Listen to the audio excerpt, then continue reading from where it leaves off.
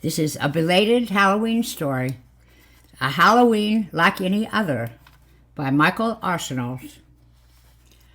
I was out on Halloween, as I always am, doing what I always do. I was hunting vampires. I'd waited until just after it grew dark. The last rays of the life-affirming sunshine had finally faded away. Then I'd headed out. No point in leaving before then, while they were still at home, sleeping their unholy sleep of the undead. Those accursed creatures, how they'd pay. I wandered the streets, searching and searching, knowing they were out there, knowing only I could find them, knowing only I could destroy them.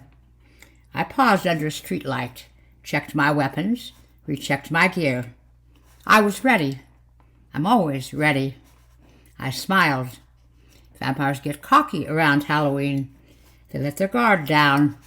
They think they can just blend in with us. We won't notice them. They won't be spotted. But they're wrong. They try to slip into the crowds, to hide among the trick-or-treaters, the costume candy seekers, but they still stand out. I can spot them. I was 2 hours into my patrol when I finally found one. He was nestled among a group of loud and obnoxious partiers, trying in vain to camouflage himself. But I saw through his disguise almost immediately. I approached the group from behind, careful not to make my presence known, and I followed and studied them until I was positive. They continued on their way down the block, oblivious to me, laughing and flinging empty beer cans, all the while unaware that a demon was among them. I got sufficiently close and made my move. "Freeze, hell spawn!" I shouted. They all stopped then and turned, obviously wondering how to proceed. There was a pause as they tried to size me up. I wondered whether they could sense my righteous aura, or if they'd already fallen under the vampire's hypnotic influence. Either way, their lives would never be the same. "Sorry," said a chubby man dressed as a clown. "We don't have any change for you." "I'm no beggar," I said. "I'm out destroying evil. Donations welcome." "Beat it," said the clown's transvestite friend. "You're creeping us out." They obviously had no idea that I was their only salvation. They were completely blind to the fact that only I could save their worthless necks. All save one. The demon, of course. He knew who I was. I could read it in his cold, cold eyes. I could also see fear settling in. I knew he'd be begging soon. I could hear it already, like music in my ears. The centuries-old game of hunter versus depraved, satanic vermin would soon be played out. "Don't you realize? That's no man. That's a vampire, straight from the 7th level of hell." "Yeah, and I'm Batman," the one in gray leotards replied, in what I felt was a rather Renfieldish sort of way. "No, they were such blind fools.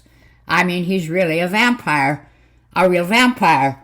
He'll drain you fools like a cheap bottle of wine." The cretins began to laugh then, laugh like the hand puppets of Lucifer that they had become.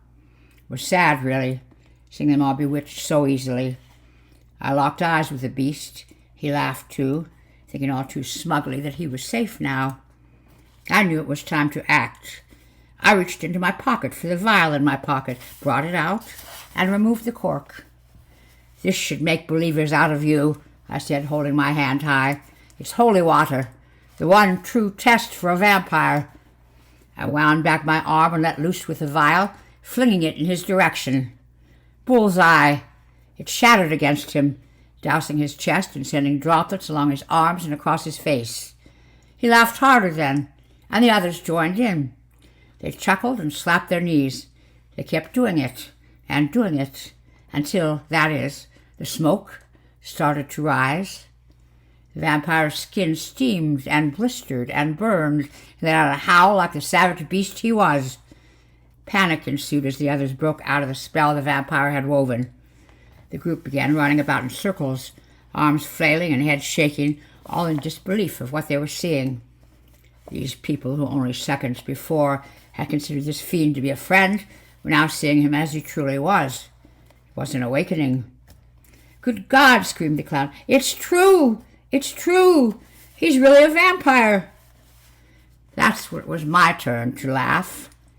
Telling them it was holy water always made them let their guard down. Every good vampire hunter knows that religious crap doesn't work for shit. For a proper reaction, you have to resort to a good, undiluted dose of hydrochloric acid.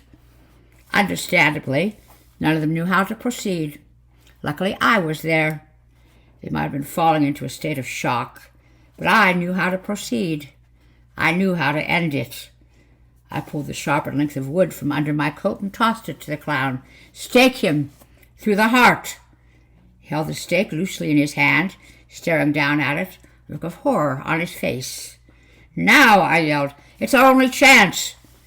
The clown raised his weapon, determination coming over his features, and he plunged forward. The stake met its mark. A jet of preternatural blood spurted out of the creature's chest. Chalk one up for the good guys. My work done, I headed down the block before they started to lavish me with gratitude and praise. As an afterthought, I yelled back, "Remember to cut off the head and stuff it with garlic, then burn it and the body separately." I turned the corner, leaving them to deal with the cleanup and the local authorities. I figured they owed me that much after all I'd done for them. Besides, the night was still young. There were plenty of other unholy creatures to dispatch, and plenty of candy around for the taking.